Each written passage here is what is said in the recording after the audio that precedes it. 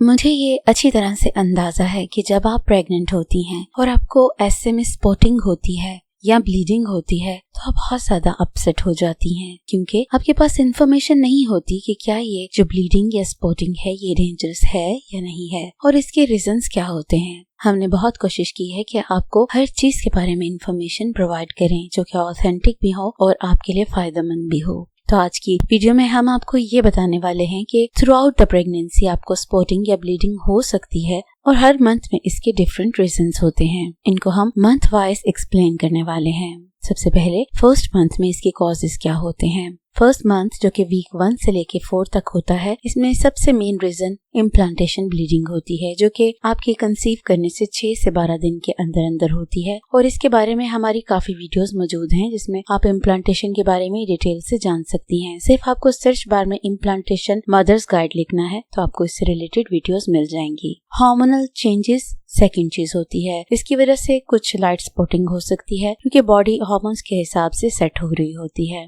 फिर cervical sensitivity यानी कि जो आपकी रहम का मुंह होता है वहाँ पे ब्लड का फ्लो ज्यादा हो जाता है, जिसकी वजह से अगर डॉक्टर हाथ से एग्जामिन करे या आप अपने हावन से मिले तो आपको वहाँ से थोड़ी बहुत ब्लीडिंग हो जाती है। सवाल ये है कि क्या ये खतरनाक है। इम्प्लांटेशन ब्लीडिंग वैसे नॉर्मल होती है और ये हार्मलेस होती है, लेकिन अगर बहुत स्वेयर हो तो ये इंडिकेट करता है कि कहीं मिसकैरेज ना हो जाए या एक्टोपिक प्रेगनेंसी ना हो। एक्टोपिक प्रेगनेंसी ऐसी प्रेगनेंसी होती है जो कि यूट्रस में बच्चा इम्प्लांट होने की बजाय फैलोपियन ट्यूब्स में या किसी और पार्ट ऑफ बॉडी में इम्प्लांट हो जाता है। दूसरे मंथ में इसके कॉजेज होते हैं मिसकैरेज, यानी कि अनफॉर्चुनेटली अगर आपका फर्स्ट ट्राइमेस्टर में बच्चे में कोई क्रोमोसोमल एबनॉर्मलिटी है तो बच्चा मिसकैरेज से जाया हो जाता है और उसमें आपको पहले स्पॉटिंग स्टार्ट होती है, फिर हैवी ब्लीडिंग स्टार्ट हो जाती है। एक्टोपिक प्रेगनेंसी में भी आपको स्पॉटिंग होती है, लेकिन इसके साथ साथ आपको एक साइड पे शदीद दर्द होती है, डिजीनेस होती है, शोल्डर्स में पेन होती है। तो ये इंडिकेट करती है कि एक्टोपिक प्रेगनेंसी है। एक साइड में दर्द होने का रीजन भी यही होता है क्योंकि जिस साइड पे आपकी प्रेगनेंसी हो गई होती है वहाँ पे आपको पेन होना शुरू हो जाती है। तीसरी चीज होती है सब कोरियोनिक हेमाटोमा। ये एक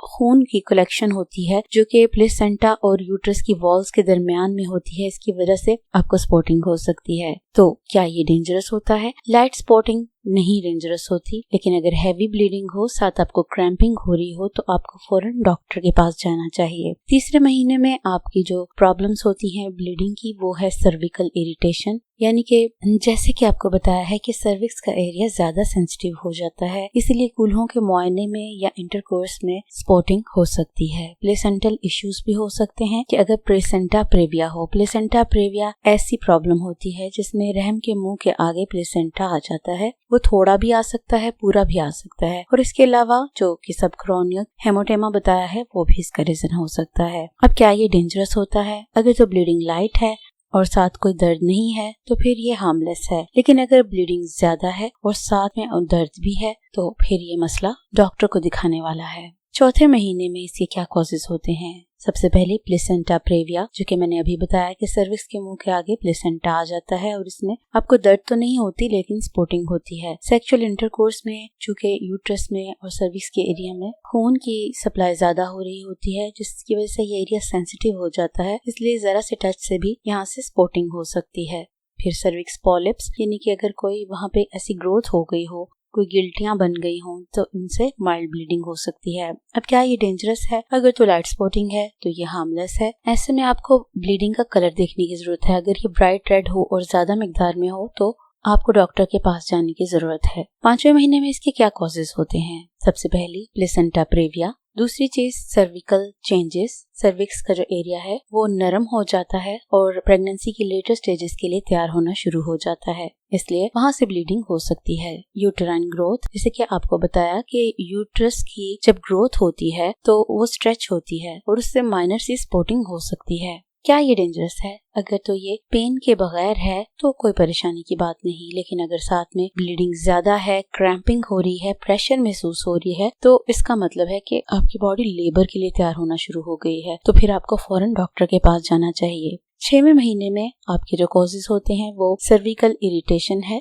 जो कि अभी मैंने आपको बताया कि मेडिकल एग्जामिनेशन या खामन से मिलने में प्रॉब्लम हो सकती है। माइनर प्लेसेंटल इश्यूज हो सकते हैं जैसे कि लो लाइंग प्लेसेंटा वगैरह। फिर आपकी यूट्रस जो कि ग्रो कर रही होती है उसकी ग्रोथ और प्रेशर की वजह से आपको ब्लीडिंग हो सकती है। क्या ये डेंजरस है? तो जनरली ये कोई प्रॉब्लम नहीं है, लेकिन अगर हैवी ब्लीडिंग है, साथ में आपको मेंसेस जैसी क्रैम्पिंग हो रही है, तो ये बताती है कि आपका लेबर स्टार्ट हो रहा है। तो ऐसे में आपको डॉक्टर के पास जाना चाहिए। 7वें महीने में इसकी क्या कॉजेज होती हैं? सबसे पहले प्रीटर्म लेबर, यानी कि वक्त से पहले अगर आपको कॉन्ट्रैक्शंस और प्रेशर स्टार्ट हो गया हो, स्पॉटिंग हो रही हो और कमर में दर्द हो रही हो, तो इसका मतलब है कि आपको वक्त से पहले दर्दें स्टार्ट हो रही हैं। प्लेसेंटल अब्रप्शन, यानी कि प्लेसेंटा का एकदम से अपनी जगह से टूट जाना, तो इससे आपकी यूट्रस से ये सेपरेट हो जाता है और ब्लीडिंग भी स्टार्ट हो जाती है और पेन भी स्टार्ट हो जाती है। तो क्या ये डेंजरस है? हाँ, ये बिल्कुल डेंजरस है। 3rd ट्राइमेस्टर में जब भी आपको ब्लीडिंग हो तो आपने फौरन डॉक्टर से राब्ता करना है, क्योंकि 3rd ट्राइमेस्टर में किसी वक्त भी आपकी लेबर स्टार्ट हो सकती है। तो इसलिए आपको इस ट्राइमेस्टर में ब्लीडिंग को सीरियस लेना है। 8th मंथ में क्या क्या रीजंस होती हैं? ब्लडी शो, यानी कि लाइट स्पॉटिंग होती है जो कि म्यूकस प्लग के साथ मिक्स होके आ रही होती है। म्यूकस प्लग का अगर आपको नहीं पता तो ये ऐसा एक मवाद सा होता है, मवाद का ढेला बना होता है जो कि आपको देखने में ऐसा लगता है जैसे डिस्चार्ज होता है। तो ये बेसिकली आपके यूट्रस के मुंह को क्लोज करके रखता है। जब ये बाहर निकल जाता है तो इसमें कुछ स्पॉटिंग या खून की धारियां होती हैं और ये इंडिकेट करता है कि अब आप बॉडी लेबर में जा रही है। और प्लेसेंटल अब्रप्शन आपको भी बताया है, ये पार्शियल भी हो सकती है, कंप्लीट भी हो सकती है। दोनों सूरतों में ये डेंजरस होती है। यूट्राइन रप्चर, यानी कि अगर आपका पहले सी सेक्शन हो तो आपकी यूट्रस उस जगह से जहाँ पहले कट लगा है वहां से फट सकती है। तो क्या ये डेंजरस है? जी बिल्कुल ये डेंजरस है। इसके लिए आपको इमीडिएट डॉक्टर के पास जाने की जरूरत होती है। आपने, फिर से मैं कहूंगी, तीसरे ट्राइमेस्टर में रिस्क नहीं लेना। जब भी आपको ब्लीडिंग स्टार्ट हो आपने फौरन डॉक्टर के पास पहुंच जाना है। 9वें महीने में ब्लडी शो, जो कि अभी आपको बताया है,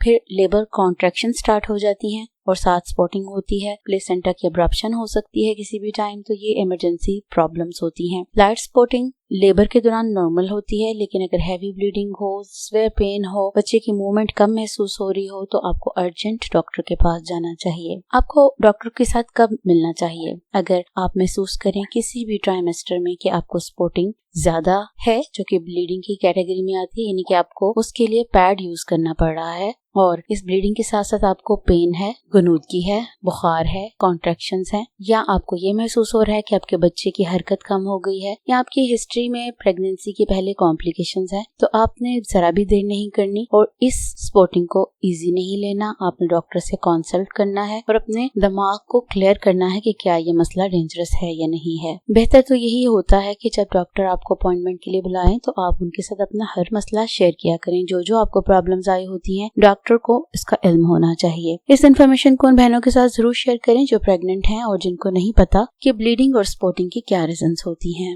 उम्मीद है कि आपको ये वीडियो यूजफुल लगी होगी। पसंद आई हो तो कमेंट में जरूर बताइएगा। शुक्रिया।